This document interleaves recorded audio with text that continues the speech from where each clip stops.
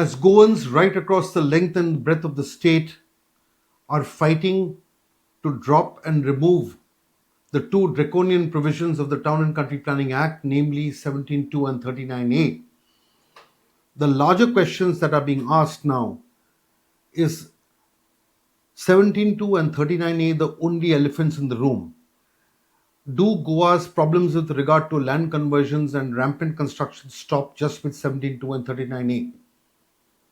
In an interview with Justice Ferdino Rebello, the champion of the Enough is Enough movement in Goa, I asked him during the course of the interview whether the Regional Plan 2021 that still seems to be alive and the base of all that is happening in Goa should be allowed to continue at all or not.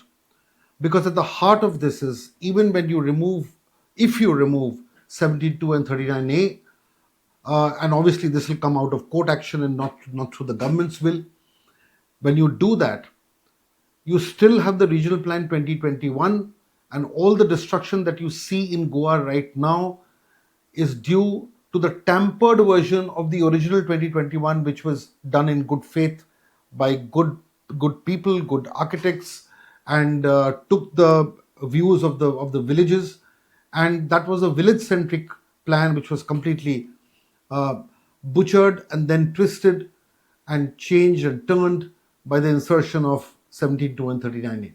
So even if these two go, the fundamental fallacies of the Regional Plan 2021 will still continue to remain.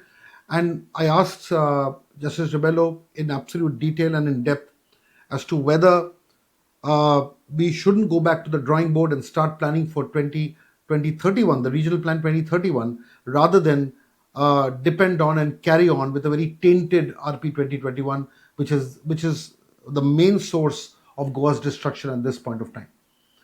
And Justice Rebello did get into it and gave reasons, but he also said that it's not going to be easy, and that is something that we need to look at and continue to ask questions as to why a fresh regional plan is not the main call that should be given by us. Do listen in. When you take out 39A and 17.2, your 2021 Act still remains, the regional plan remains. And the destruction that has already happened and will happen due to the 2021 manipulations will keep on happening. So what is the logic, according to you, of keeping 2021 alive and at the same time allowing the destruction that has already happened in 2021, all the settlements that have already happened under 2021, because this damage has already been done and will continue to be done.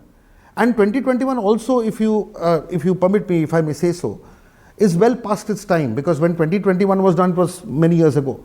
The Goa was a completely different land and a fresh planning has to happen.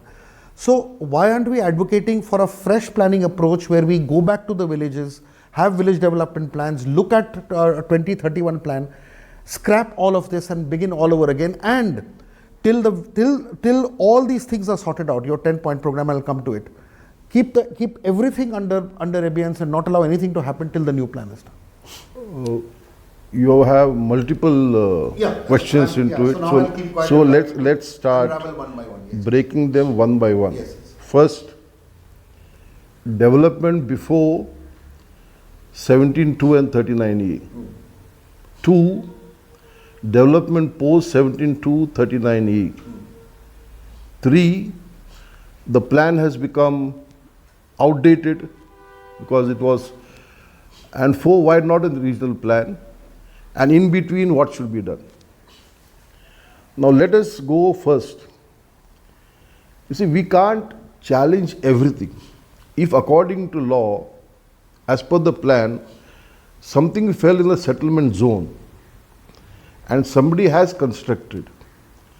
Now as a man of law, I can't say that you should not construct. But what I say now, is, as I understand now, is it may be a settlement zone, but there is a larger concept in any development. Because when you say development, we are now really speaking of real estate. Very clear. Yeah, very clear. In the urban areas, people come in, people go out, people have this urbanization depending upon where jobs are, people come in, where businesses, people come in. And there is, third part of it is the regional plan outdated. Yes. See, every plan under town and country planning is done for a particular period of time. After that, the Act itself says you can go for a revision of the plan.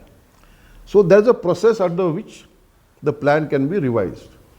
And this revision requires consultations with the larger public. So yes, if the government feels that the old plan has outlived itself, it is for them to... Those with all due respect, it is not about what the government feels, because the government will not feel. You are carrying on this fight because you are convinced that the government will not feel. Number one.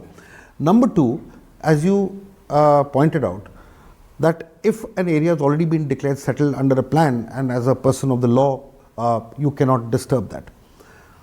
But the very facts that you so articulately and deeply outlined, things that are happening with regard to the hills, things that are happening with regard to the way conversions are happening, those very reasons are the reasons why these settlements that are on the basis of which these builders are building should be scrapped immediately. The reason being that these settled areas that they have got, these settled survey numbers that they have got, these settlements have been achieved due to A, payment, B, by going against the original nature of the land that was espoused in 2021 itself, or even in the previous regional plan it was green. For instance, you mentioned Karapur. Let's come to Karapur, and you said it's more important in the villages or not. Karapur in the 2001 regional plan was absolutely green. There was no scope of any settlement there. I've compared both the maps, 2011 and now, 2021. Karapur has undergone an absolute transformation on paper so far.